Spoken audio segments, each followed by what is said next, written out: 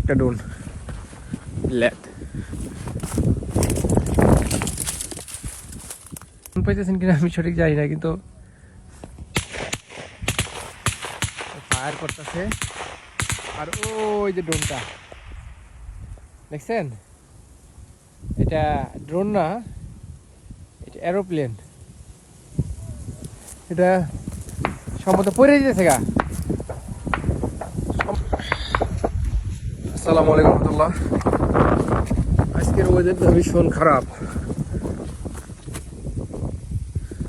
চারিদিকে শুধু ড্রোনের উৎপাত অনেক বেশি। আজকে ছোট্ট একটা নদীর পাশ দিয়ে হাঁটতেছি, কাশবন।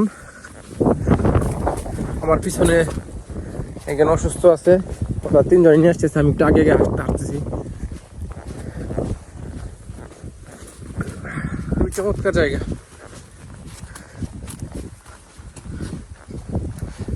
এটা রাশিয়ার রবিনকি বর্ডার থেকে, মানে রাশিয়া ইউক্রেনের রবিনকি বর্ডার থেকে প্রায় 200 কিলোমিটার ভিতরে, ইউক্রেনের 200 কিলোমিটার ভিতরে আছি আমরা।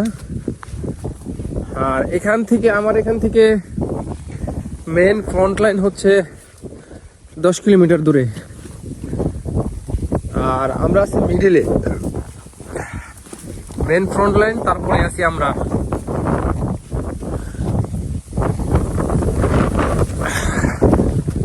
ওইখানে সম্ভবত একটা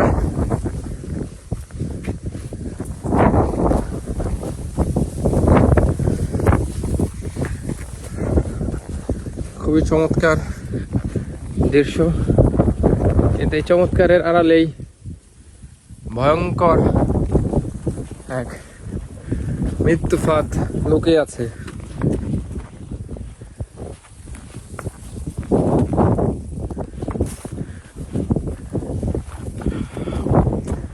ইউক্রেন দেখতে খুবই চমৎকার,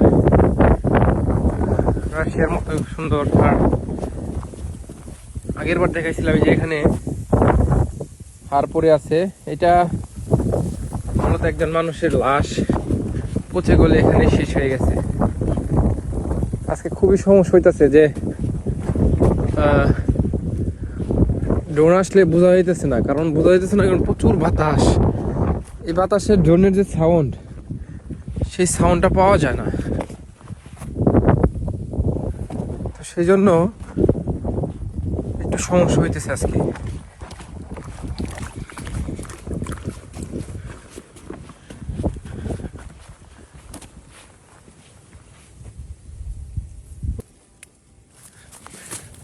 হ্যাঁ, আপনারা যে আওয়াজ পাইতেছেন কিনা জানি না, কিন্তু ওটা কোথায় যাইতেছে?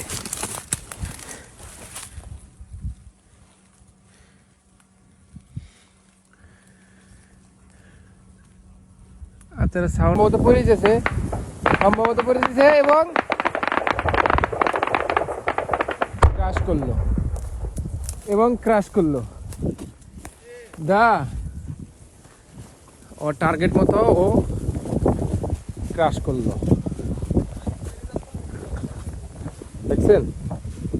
ওইখানে ও একদমই যেন দাপ করে ক্রাশ করলো একটা গাড়ির উপরে। কি বলবো,